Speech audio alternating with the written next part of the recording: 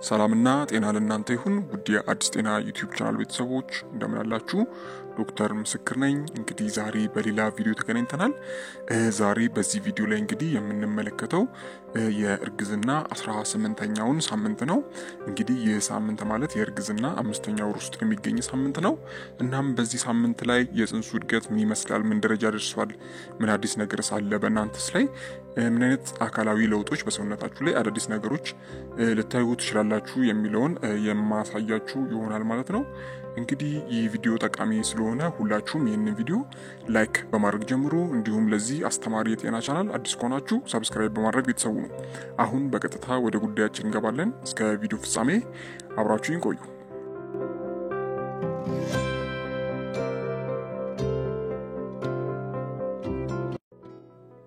ተመልካቾች እንግዲህ ልጃችሁ ከራስ እስከ ጅራት አጥንት በግምት 20 ሴንቲሜትር ይረዝማል። እናም ክብደቱ 300 ግራም ያህል ይሆናል ማለት ነው። ይህ ማለት እንግዲህ ከባለፈው ሳምንት ወይም ከ17ኛው ሳምንት የ50 ግራም ክብደት የሚጨምር ይሆናል ማለት ነው። ስለዚህ በአጠቃላይ ልጃችሁ ልክ እንደ ድንች ያህል መጠን ይኖረዋል ማለት ነው። በዚህ ሳምንት እንግዲህ በ18ኛው ሳምንት የእርግዝና ወቅት የጽንሱ እድገት እንዳጠቃላይ ምን ይመስላል የሚለውን ስናይ እንግዲህ አንጎሉና የስሜት ሕዋሳቱ ሙሉ በሙሉ እድገታቸውን እየቀጠሉ ነው። እንግዲህ በዚህ ሳምንት ጣዕምን መለየት፣ መስማት፣ ማሽተት፣ ማየትና መዳሰስን ይጀምራል።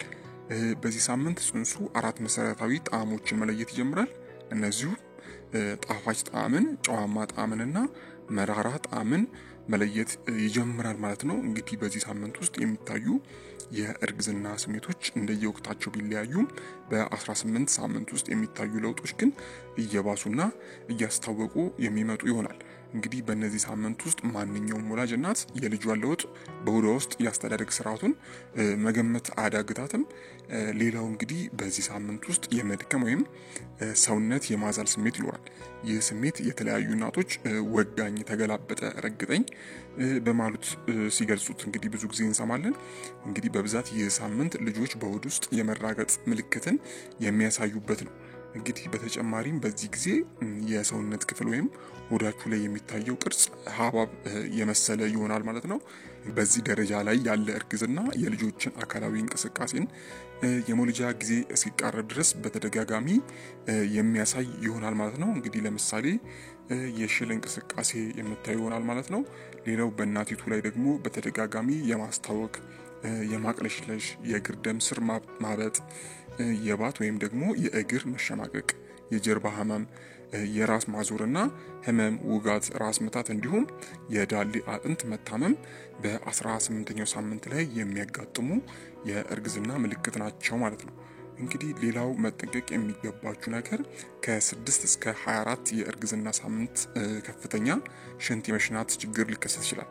ስለዚህ እነዚህ የበሽታ ምልክቶች ስታዩ በቀላሉ ማየት የለባችሁ ወይም ደግሞ ልብ ልትሉበት የሚገባው ጉዳይ ነው ማለት ነው።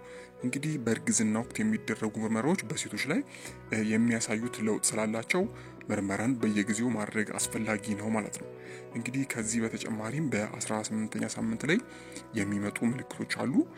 የሽንት ቶሎ ቶሎ መምጣት ወይም ደግሞ ይሄ የሽንት ቶሎ ቶሎ መምጣት ቀንም ማታም ነው፣ በብዛት ግን ማታንም ጨምሮ የሚከሰት ነው። ራስ ምታትና የጀርባ ህመም እንዲሁም የባህሪ መቀያየር በእርግዝና ላይ የሚታዩ ዋነኞቹ ምልክቶች ናቸው። እንግዲህ ማንኛውም ነፍሰ ጡር ይህ ምልክት ከቁጥጥር ውጪ ሲሆን ወይም ደግሞ አሳሳቢ ደረጃ ላይ ሲደርስ ከሐኪም ጋር መወያየት ያስፈልጋል ማለት ነው። ሌላው በዚህ ወቅት እንግዲህ ማህፀናችሁ እያደገ ሲሄድ ሳምባችሁን የበለጠ ሊጨምቅ ይችላል። እናም ብዙ ጊዜ የትንፋሽ ማጠር ሊያጋጥማችሁ ይችላል ማለት ነው። እንግዲህ አብዛኛው እንደውም ያጋጥማችኋል ማለት ነው። በእርግጥም እንግዲህ በሆዳችሁ ላይ የመለጠጥ ምልክቶችን ለመከላከል በዚህ ሳምንት በሳምንት 1 ወይም ደግሞ 2 ጊዜ መታጠብና በየቀኑ ስሜታዊ የሚሆኑ ቦታዎችን ማለትም እንደ ሆድ፣ ጭን፣ ዳሌና ጡቶች አካባቢ በተወሰነ ክሬም ወይም ዘይት በማሸት ቆዳችሁ እንዳይበላሽ ማድረግ ይኖርባችኋል ማለት ነው።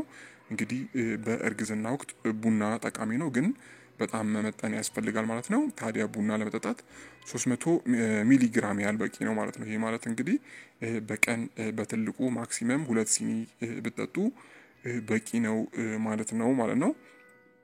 ከዚህም ጋር ተያይዞ ደግሞ ውሃም መጠጣት ይኖርባችኋል ማለት ነው። በየቀኑ 2 ሊትር ውሃን መውሰድ ስፖርት መስራትም ሌላኛው ጉዳይ ነው ማለት ነው። ብዙም በማያዳክማችሁ ሁኔታ የአካላዊ ብቃት እንቅስቃሴን መስራት ይኖርባችኋል ማለት ነው። እንግዲህ ሌላው የተመጣጠኑ ምግቦችን በዚህ ሳምንት ማግኘት አለባችሁ። እንደ ካልሽየም እንደ ፕሮቲን ያሉ ንጥረ ነገሮችን በአመጋገባችሁ ላይ ማካተት ይኖርባችኋል ማለት ነው።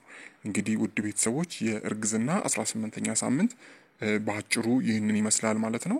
እንግዲህ እስከ ቪዲዮ ፍጻሜ አብራችሁኝ ስለነበራችሁ እጅግ በጣም አመሰግናለሁ። ሀሳብ አስተያየት እንዲሁም ጥያቄ ካላችሁ ከታች በኮሜንት ማስፈሪያው ላይ ማስቀመጥ ትችላላችሁ ማለት ነው። አይሆፕ በዚህ ቪዲዮ ላይ ጠቃሚ መረጃ እንዳገኛችሁበት። እናም ይህንን ቪዲዮ በቅንነት ላይክ እና ሼር በማድረግ ሌሎችንም አስተምሩላችኋለሁ። እንግዲህ እስከ ቪዲዮ ፍጻሜ አብራችሁኝ ስለነበራችሁ እጅግ በጣም አመሰግናለሁ።